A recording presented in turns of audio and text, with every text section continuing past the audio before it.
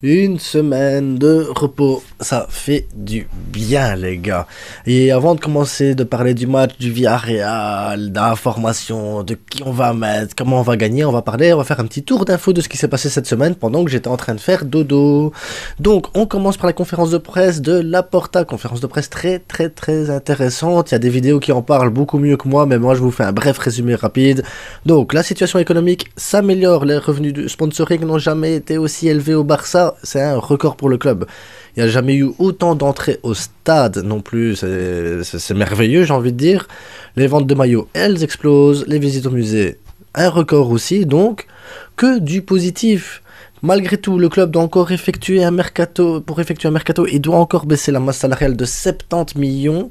Et c'est possible, c'est possible. Donc là, il faudra parler de la prolongation de Busquets, la vente peut-être de Fati, les négociations de salaire pour Frenkie Alba. Maintenant, Busquets, on prolonge pas. On pourrait en faire une vidéo débat là-dessus en se disant on le fait pas. Moi, j'ai mon opinion là-dessus. Et si vous voulez, on en parlera dans une vidéo. Donc, mettez-moi en commentaire si vous voulez qu'on parle de Busquets. Fati, faut-il le vendre ou non? On peut faire ça dans la même vidéo aussi. Donc, si vous le voulez, mettez-le en commentaire. Parlons de Fati, Busquets.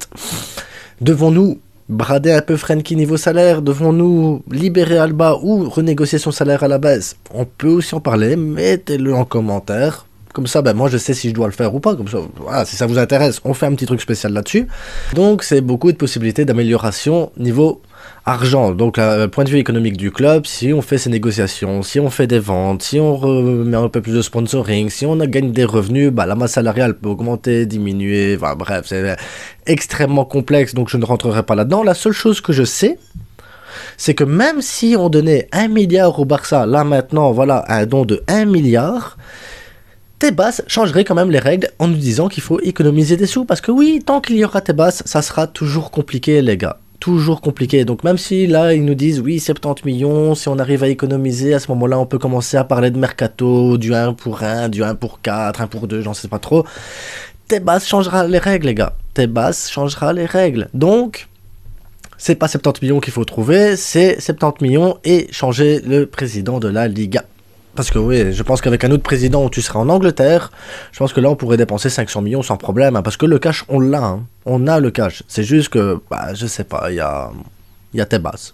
Ils ont aussi parlé de la Super League, donc le retour de la Super League, ça, moi je suis pour la Super League. Maintenant, dans quelles conditions, les bazars et tout ça. Donc on pourrait aussi en faire une vidéo de la Super League, voir un peu les modalités, comment ils représentent le truc, comment il y aurait plus d'équité entre les clubs et tout ça. Et bon, après, on est d'accord, hein, c'est aussi pour concurrencer l'UEFA qui gagne beaucoup d'argent sans rien faire. Et je pense, le président du Barça, comme le président du Real, là, Pérez, Laporta, c'est des hommes d'affaires, c'est des hommes de finance, c'est des hommes qui aiment l'argent, et ils ont raison. Parce que pourquoi donner l'argent à l'UEFA alors qu'on pourrait le prendre nous? Ça, c'est aussi à voir, mais quand on voit la direction que prend la Ligue des Champions pour les années qui viennent, est-ce qu'au final la Super League ne serait pas mieux? Un débat qu'on pourrait avoir aussi. En tout cas, il y a beaucoup de débats qu'on pourrait avoir à un moment donné, qu'on aurait une période creuse avec les ventes, les pas ventes, les Super League, pas Super League. Il y a plein de choses en fait. Plein de choses les gars. On pourrait parler football tous les jours, je pense. Même certains qu'on pourrait parler de football tous les jours. Donc, on a aussi eu la situation de Manchester City qui se fait attaquer de toutes parts par tous les clubs d'Angleterre pour les transferts, l'argent et tout ça. Voilà, City a gagné beaucoup de championnats, City domine son championnat, bon, à part cette année où il y a Arsenal, mais bon, ça reste le bébé de Guardiola qui est en tête, donc voilà, mais ça reste City quand même qui est le plus gros club d'Angleterre actuellement, et je pense que ça dérange énormément. On a eu la blague avec Chelsea il y a quelques années où ils ont été interdits de recrutement pendant 1 an ou 2, je sais plus exactement, donc en Angleterre, de toute façon, tu dépenses 500 millions, personne t'emmerde. À partir du moment où tu dépenses 500 millions et que tu gagnes des sous et que tu gagnes des championnats, ça emmerde les autres. Regardez Manchester, il peut dépenser 1,5 milliard tous les mois. C'est rien. C'est pas grave. Chelsea peut dépenser là le PIB d'un pays sous-développé. Il n'y a pas de problème. Mais là, City, maintenant, on commence à regarder un petit peu parce qu'il n'y a personne qui arrive à gagner. Maintenant, si City est dans la merde, qu'ils ont besoin d'aide, moi, je suis prêt à leur proposer cette idée, c'est de nous céder Rodri pour remplacer Busquets, de nous céder Bernardo Silva pour étoffer notre milieu de terrain, et vraiment, il y a possibilité, tu sais, à Haaland, il y a des tas de joueurs aussi à City, voilà, s'ils ont besoin de trouver un club parachute, le Barça est prêt à les accueillir, oui. Parce qu'un petit Rodri, un petit Bernardo Silva au milieu de terrain pour étoffer notre milieu, ça serait pas mal. Ça serait pas mal. Donc City, on est là.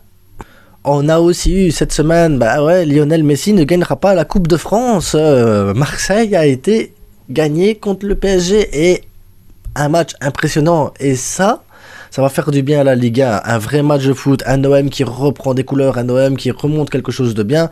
Ça ne peut faire que du bien à la Ligue 1, ça peut faire que du bien aussi à tous ces droits TV et tout ça. Et se dire, il n'y a pas que le PSG, il y a d'autres clubs en Ligue 1. Et Marseille, Rennes.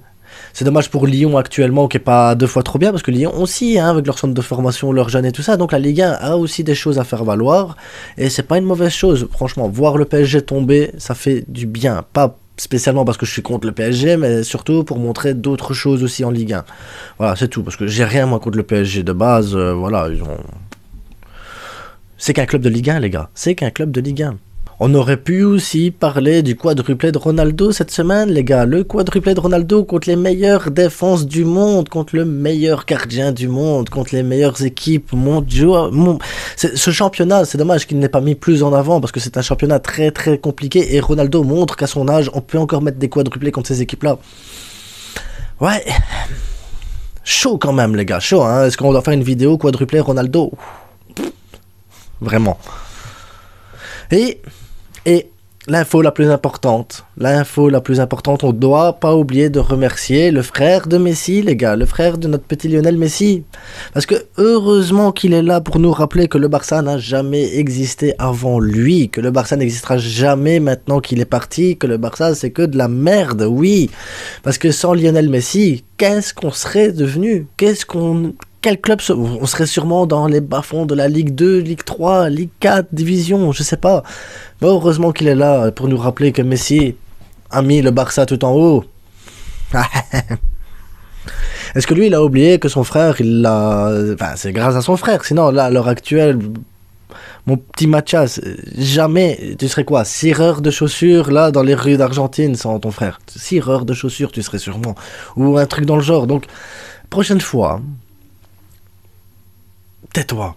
Juste, tais-toi. Ton frère a gagné beaucoup d'argent grâce au Barça. Le Barça a gagné beaucoup d'argent grâce à Messi.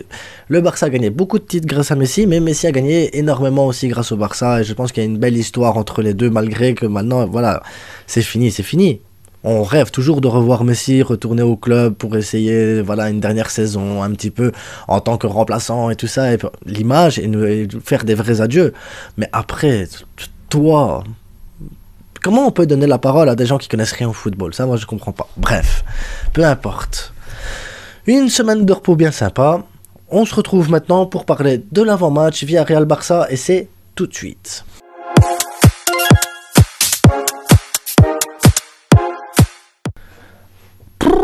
C'était l'intro la plus longue du monde, à mon avis, de ma chaîne. Ouais, je pense que c'était l'intro. Parce que je pense que l'intro va être plus longue que la vidéo de base. Parce que, voilà, il n'y a pas grand-chose à dire. Le Villarreal, c'est une très bonne équipe. C'est toujours compliqué à jouer. C'est toujours des joueurs... Ils ont des très très bons joueurs. Fawait Parejo, Chukwueze, Moreno, Yeremi, Albiol, Morales. Voilà, Villarreal, c'est une très très bonne équipe, agréable à regarder. Voilà, ils sont actuellement 6e en championnat et pourtant ils sont pas dans leur meilleure forme là depuis 2023. Défaite contre Elche 3-1, défaite contre le Rayo 0-1, 0-1 contre le Rayo les gars. Un match nul contre le Celta, petite victoire face à Gérone, et le seul match référence qu'ils ont eu, c'est leur victoire de 1 face au Real Madrid. Sinon, à part ça, il n'y a pas eu grand chose pour le Villarreal cette année. Ils sont pas dans une très très bonne passe. Maintenant, ça reste une équipe quand même compliquée à jouer. Ils savent jouer les grosses équipes. Il faut pas oublier que nous, on a aussi un match contre Manchester qui arrive jeudi, donc on doit aussi faire attention à l'état de forme des joueurs, on doit faire attention à tout ça. Maintenant, il y a eu une semaine de repos, je suppose que voilà, ils ont le temps de récupérer tout ça, mais malgré tout, on va jouer sans Busquets, on va jouer sans Dembélé. Donc il faudra faire aussi attention à ça, Busquets, maillon essentiel. Maintenant, Kessie a bien remplacé au dernier match, je retiens ça, et c'est pour ça que Kessie sera dans la formation directe, les gars. Kessie sera directement dans la formation, parce que c'est son moment, obligé. Donc Villarreal qui cherche quand même à rester dans les places européennes, donc ils vont chercher à gagner, ils vont essayer de se relancer. Et nous, on doit poursuivre, mettre la pression au Real Madrid. En gagnant ici, on remet un peu plus de pression au Real. Le Real qui va avoir des matchs beaucoup plus compliqués qui vont arriver maintenant. Donc ça va pas être facile les gars. Ça va pas être facile pour le Real d'essayer de garder cet écart-là, qui est pas grand-chose au final, mais énorme à la fois, et à nous de gagner ce match, les gars. Donc, maintenant, moi, j'imagine bien qu'on va avoir du beau football, parce que voilà, Villarreal joue au foot. Villarreal est un club qui va laisser des espaces, Villarreal est un club qui va essayer d'attaquer quand même, et c'est un club dangereux. Donc, on doit mettre une bonne équipe en place, et pas de surprise dans la formation, pas de surprise. Le bon 4-3-3 à l'ancienne, mais le 4-3-3 qui se modifie et tout ça, bah, tu connais. Donc, Ter Stegen au goal, Koundé, Aroro, Christensen, Baldé. Baldé, évidemment, qui monte comme ça. Koundé qui devra aussi monter pour justement avoir Rafinha dans le demi-espace. Mais ça, on arrive. On va arriver après. Donc, milieu de terrain, Pedri, Frenkie en double pivot. Devant, Kessié, Gavi, Rafinha, Lewandowski. Donc, l'équipe type, j'ai envie de dire, avec les blessures, mais voilà, l'équipe type. Donc, l'idée, c'est de jouer avec, à ce moment-là, Koundé qui monte sur son flanc droit pour aider Rafinha à rentrer dans le demi-espace, parce que là, dans le demi-espace, on a vu que Rafinha était à l'aise. On l'a vu, il a joué 30 minutes dans le demi-espace droit, avec Koundé qui montait sur la ligne. Voilà, on a eu l'homme du match, Rafinha, le réveil du lion. Donc, à un moment donné, est-ce que Rafinha doit jouer comme ça? Je pense que oui. Maintenant, j'hésite à mettre Koundé ou à mettre Sergi Roberto. Sergi Roberto se débrouille pas mal aussi dans ce style de jeu. Et il faut aussi, tout doucement, remettre les joueurs. Il faut les faire jouer, en fait. Il faut les faire jouer, en sachant qu'on a Manchester aussi jeudi. Donc, j'avais une hésitation. Koundé ou Sergi Roberto, que ce soit l'un ou l'autre, moi, ça me convient parfaitement. Parce que on doit essayer quelque chose, on doit essayer d'attaquer de toute façon, et Rafinha n'a pas peur de faire les efforts défensifs non plus, donc je me dis que Sergi Roberto sera compensé. Maintenant, le double pivot, c'est Pedri, Frenkie, comme ça, il y en a toujours un des deux qui reste, un des deux qui monte. On sait bien que Frenkie peut se projeter plus facilement si quelqu'un reste derrière pour couvrir ses arrières, et Pedri, il a la vision de jeu de Busquets, il sait le faire. Maintenant, c'est dommage de ne pas voir Pedri plus haut, mais pour ça, on a Franck Kessié qui a montré qu'en jouant plus haut, il était vachement bon. Parce qu'il est vachement bon quand même, ce joueur. Il a une belle vision de jeu. Et Xavi, je pense, qu'il a trouvé enfin sa position à Kessié. Donc, Kessié devant. Et Gavi, bien sûr, demi-espace gauche, Baldé qui longe la ligne, 3 goals, 4 goals, 6 goals aujourd'hui. Je ne sais pas combien on va gagner contre Villarreal, mais on va gagner, on doit gagner parce qu'on doit continuer à mettre la pression, on doit montrer qu'on est là et on doit se préparer pour le match contre Manchester. Manchester qui va être dur et on va faire un bel avant-match pour ça, les gars. En attendant, abonne-toi, like, partage, fais-toi plaisir comme d'habitude. Et on se retrouve dimanche tard dans la nuit pour le débrief à chaud, les gars. Bonne journée, bonne soirée et bon match. Ciao.